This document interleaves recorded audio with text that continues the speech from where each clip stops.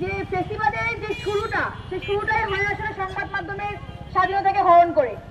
আপনারা যে কটা ক্যামেরা নিয়ে এখানে দাঁড়িয়েছেন, আপনারা নিজেরাও যদি আপনাদের কাজগুলোকে ঠিকভাবে উপস্থাপন